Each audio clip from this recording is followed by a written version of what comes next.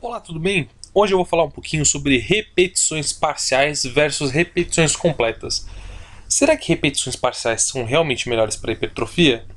Então aqui, o que seria uma repetição parcial? Né? Repetição parcial é quando uma pessoa propositalmente limita a amplitude de um determinado movimento na academia com o objetivo de focar no desenvolvimento de uma determinada musculatura utilizada naquele exercício. Então, por exemplo, um supino inclinado normalmente vai atrapalhar peitoral, ombro, tríceps e serrátil. Só que a gente pode observar que o atleta aqui está limitando a amplitude do movimento. Por que disso? Porque ele quer alongar e contrair a musculatura do peitoral, realizando o mínimo de trabalho possível com a musculatura do tríceps, que é a musculatura que faz a extensão do cotovelo. Mas será que isso é melhor ou isso é pior do que as repetições completas? Primeiramente, a gente tem que entender o que é uma repetição completa. Uma repetição completa é quando ela explora o máximo de amplitude de um determinado momento do movimento sem que ele exponha o indivíduo a lesões. Então, por exemplo, num crucifixo reto com halteres, o objetivo não é encostar o halteres no chão, e sim afastar os braços, gerando um alongamento ali na musculatura do peitoral e em seguida gerando uma contração. Então, a amplitude ideal desse movimento é ali com o cotovelo formando mais ou menos 180 graus em relação ao outro cotovelo, ou um pouquinho mais, descendo um pouquinho mais do que isso. Já, por exemplo, em um agachamento, nós podemos classificar normalmente o agachamento como profundo ou como parcial. E o que seria um agachamento profundo? É esse agachamento onde aqui o quadril está mais baixo do que a linha do joelho.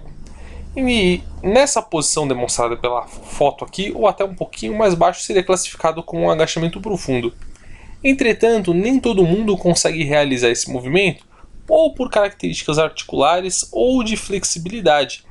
Então, quando o indivíduo tenta realizar esse exercício, mas ele não está preparado, acontece um arredondamento aqui da coluna lombar. Então você está expondo o indivíduo a lesões. Esse indivíduo que não consegue fazer um agachamento profundo deveria estar realizando um agachamento parcial, descendo até onde ele consegue manter uma boa estabilidade da coluna. Agora, outros movimentos, como por exemplo uma rosca direta, não existe nenhum motivo que vai impedir o atleta de realizar uma rosca da amplitude total dela, ou seja, estendendo totalmente o braço e flexionando totalmente o braço.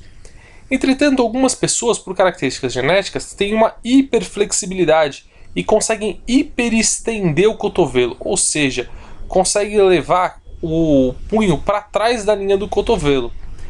Essa posição já é lesiva, então mesmo que a pessoa consiga realizar essa hiperextensão, em um movimento ela deveria realizar somente a flexão e a extensão, até o que é considerado normal no movimento. Ok, mas muitas pessoas falam assim, pô Ricardo, mas se a gente for observar os profissionais, o maior cara da minha academia, ele faz repetições parciais, então deve ser mais efetivo.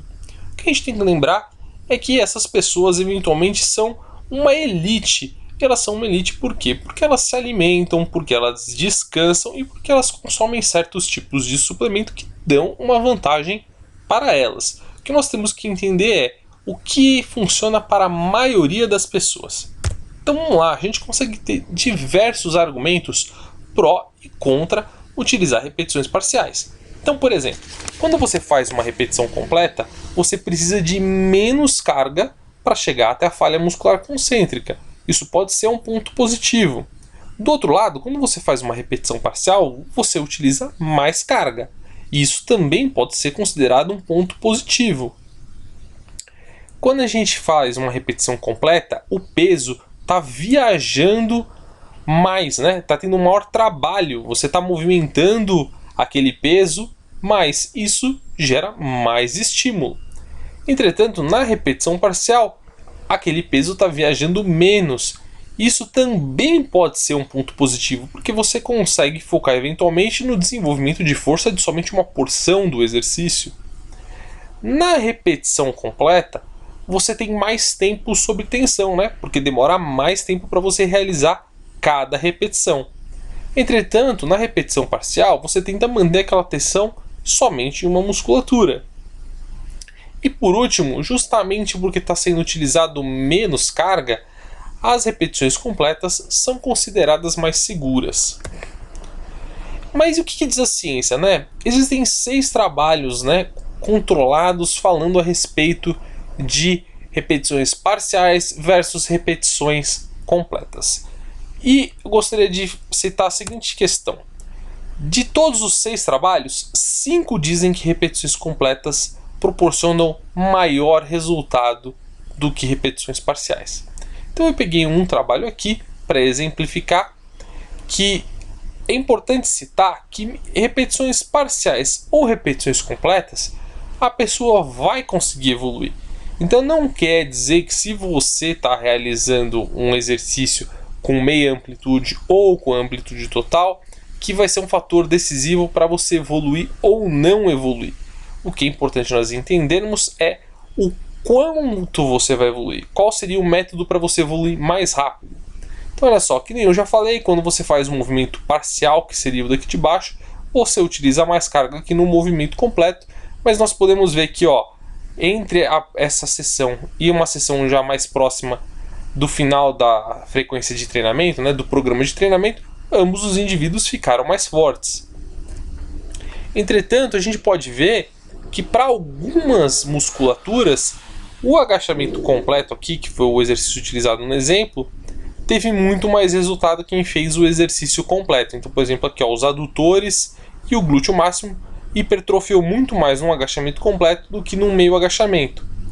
Entretanto, para alguns exercícios não fez diferença. Olha só, os extensores de joelho, né, o quadríceps e aqui os isquiotibiais, não teve diferença entre quem fez meio agachamento e quem fez o agachamento completo. Que nem eu falei, de todos esses 6 trabalhos na literatura, 5 dizem que exercícios com amplitude completa são melhores do que exercícios com meia amplitude. Entretanto, recentemente um trabalho demonstrou que exercícios com meia amplitude talvez sejam melhores para hipertrofia. E interessantemente, esse trabalho utilizava um exercício para membros superiores, utilizava o tríceps testa, tá? É importante a gente ver que ambos os grupos aqui começaram mais ou menos com o mesmo tamanho da seção transversa do tríceps, mais ou menos o tamanho total do tríceps. E depois de 8 semanas de treinamento, o pessoal que fez as repetições parciais progrediu e o pessoal que fez as repetições completas progrediu também. Entretanto, o pessoal que fez repetições parciais progrediu mais do que o pessoal que fez as repetições completas. Então, qual que é a conclusão? Tem algumas conclusões que a gente tem que tirar. É que as repetições parciais elas podem sim ser utilizadas. Entretanto, a grande maioria dos estudos recomenda repetições completas. Uma outra coisa que a gente tem que pensar é que não existe nenhum crime em você mesclar os dois tipos de estímulos. Você pode realizar um exercício onde você realiza amplitude completa, alongando a musculatura e contraindo a musculatura no máximo que a amplitude de movimento permite, e também outros movimentos onde você realiza repetições parciais querendo focar em uma determinada musculatura daquele conjunto de musculaturas que fazem o exercício. É isso aí, pessoal. Curtiu, não curtiu? Ficou com alguma dúvida? Deixa aqui embaixo seu comentário, dá seu like se você gostou, se não gostou, dá seu dislike, diz o que não gostou. Mais uma vez, muito obrigado pela atenção, lembre-se de se inscrever no canal. Abraços e bons treinos!